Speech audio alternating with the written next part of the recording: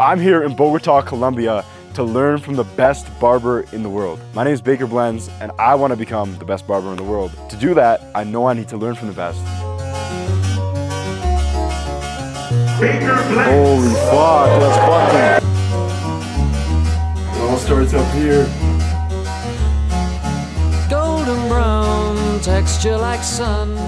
I'm going to be learning from Jesus Silva. His work is literally world class. I've never seen anything like it. The styling techniques, the colors he uses, and his overall technical ability is profound. And I'm going to be joining him in Villa Vicencio in a villa with 10 other barbers from January 11th to the 16th. And then we're going to be traveling around Colombia, going to Medellin, Cartagena, Cali, Santa Marta. Due to who goes into the barbering industry, it's very easy to stand out because a lot of barbers aren't dedicated and they're not willing to invest. I literally just took a 14-hour flight, 2 flights. I'm spending at least $5,000 just to learn from this guy.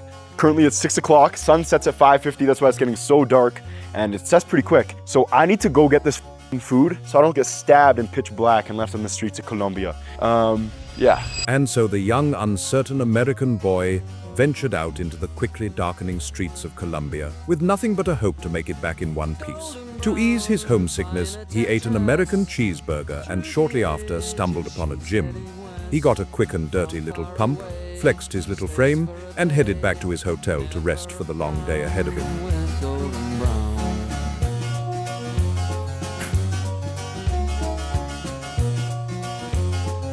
Colombia is very sick too, run by a sick man who likes making cocaine and selling it to the United States, and he's not going to be doing it very long. It'll be an operation by the U.S. and It sounds good to me. Despite Trump threatening to invade Colombia the day after bombing Venezuela, Baker and Juan stayed steady with their travels and took a 5-hour journey through the mountains to commence the 6-day camp.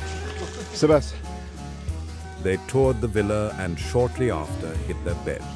As the sun rose, so did the boys, and a Latin-style workout led by Professor Jesus was on the agenda.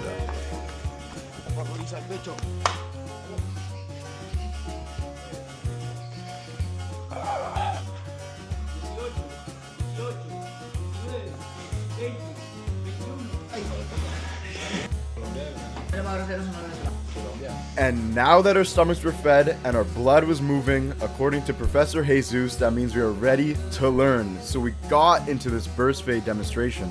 This was the blurriest fade I've seen in my life, and the key takeaways were to always go against the grain using the corner 2 or 3 teeth of your blade. And the power of scissor detailing as well as enhancements were revealed to me. Enhancements can be used to increase the gradients of a fade. So here we see Fabinci uses charcoal pencil to increase the darker tones of the fade, as well as the talc powder to increase the whiter shades of the fade. These two techniques paired together make the fade pop and allow you to get results like this. Para mí eso es absolutamente fantástico. Now I use scissors to remove dark spots in my fades, which allow me to get results like this. Ahmed then did this crazy design. He taught us that the design needs to look organic, which means it fits the shape of the head as well as the haircut, and each line should fit cohesively with one another. To add, he always had his pinky on the head to act as a point of stability and rotation to create more consistent and curved lines. The incorporation of these techniques has equipped me with the ability to create organic designs like these. Sebas then used this texturing technique, creating shorter hairs an inch away from the root, which then helps support and direct longer hairs to stand up, giving the look more volume and texture. Jesus then made Christian do some push-ups because he was yawning during the lesson. This was the final product, and I think the haircut speaks for itself. Jesus has a little monologue here, and although I can't understand him, a piece of his passion definitely broke off onto me, and that helped fuel my growth during these 7 days in the villa. Remember, you'll become who you surround yourself with. Going into that night, I had the opportunity to give Fabinci a haircut, so I gave him a nice high fade and used those techniques that I learned throughout that day. I think it came out pretty clean. Baker then headed to sleep and was awoken by a sudden surprise.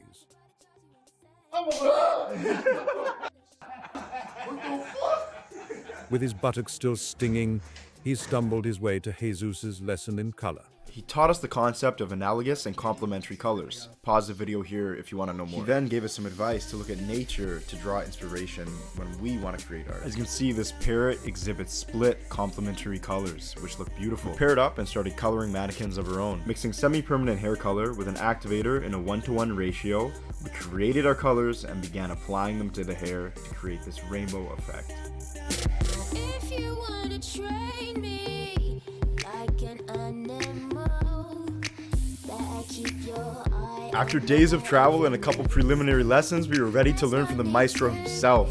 So let me tell you everything I learned from the best barber in the world. Jesus creates haircuts that seem to defy gravity and the limitations of hair. The secret is the feather razor. The technique is called chipping. By stroking the feather razor parallel with each section, an inch away from the root, he then gradually applies more pressure as he approaches his cutting length. In each section, this creates short hairs that stick out, which then support longer hairs in standing up. This allows you to create long length haircuts with whatever shape and volume you desire. Next, styling. Jesus breaks down styling in 3 different steps: volume, direction, and movement. Quite simply, he uses his hairdryer at medium speed and medium heat with his vent brush to give the hair direction and volume. Once he's happy with the volume and direction of the hair, he then disperses texture powder all throughout the head. Now it's time for the third and final step of styling, which is movement. Movement entails the fine details of styling. Volume and direction is determined by the base, whereas movement is determined by the top or the ends of the hair. Movement is where the haircut really comes to life and looks like a final product. Jesus mainly uses 3 tools to create movement in the hair: a non-static comb, hairspray, and a flat iron, as well as his hands.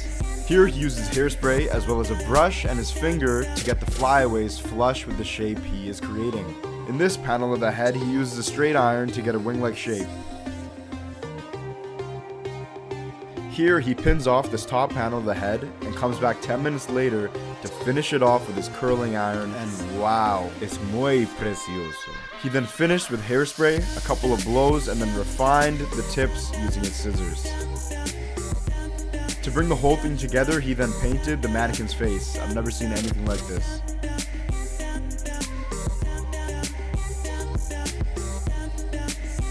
The piece was then lifted like a trophy and brought outside for some photos.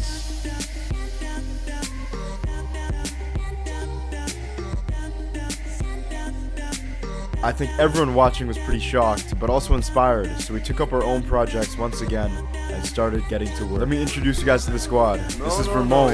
He's one big guy, but goddamn can he cut. On the left is Christian. He owns his own barbering academy, and on the right is Sebas. He organized this whole thing. This is Fabian. He's from Spain, and he educates barbers all around the world. This is Wynel, and he does crazy designs. This is Ahmed, and he also does crazy designs. And last but not least, there's Juan. He's the one who invited me out here, and he's originally from Colombia, moved to Vancouver when he was 18, and that's where we met. After a long day, we all recapped what we learned, and then shortly after went to bed.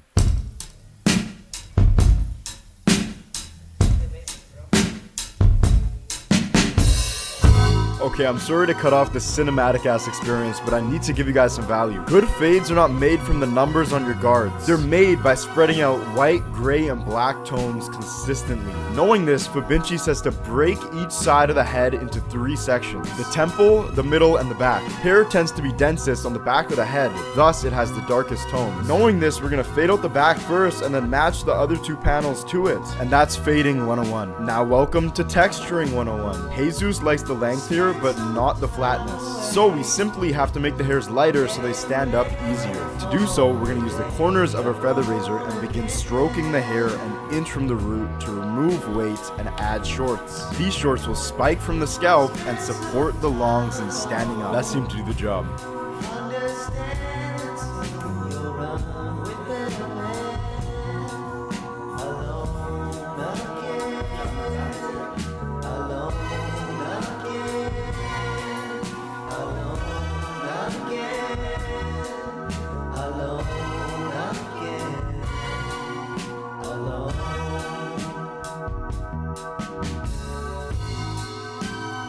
And the star of the show for day 6 was this haircut. Jesus taught us a coloring technique called ghostery. First, you take a center profile section, and then you take horizontal sections on either side of the head, moving back to front, applying bleach on each section's roots. After 25 minutes, you can wash the bleach out and apply your color. We decided to do red from the back to the apex and orange from the apex to the front. Then we did some styling I bet you've never seen before. First, we sectioned off a circle on the top of the head and then applied texture powder. Using our vent brush and blow dryer, we built up the structure outside of the circle.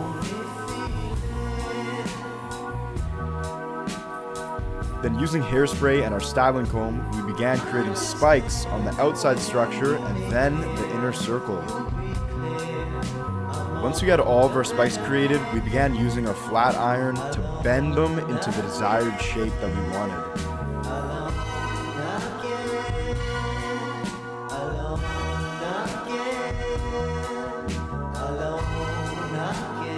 Day 7, the final day in the villa. We all started by bleaching our mannequin heads. We then made our colors with the same 1-to-1 ratio of color to activator. Taking inch-wide vertical sections, we applied our analogous colors.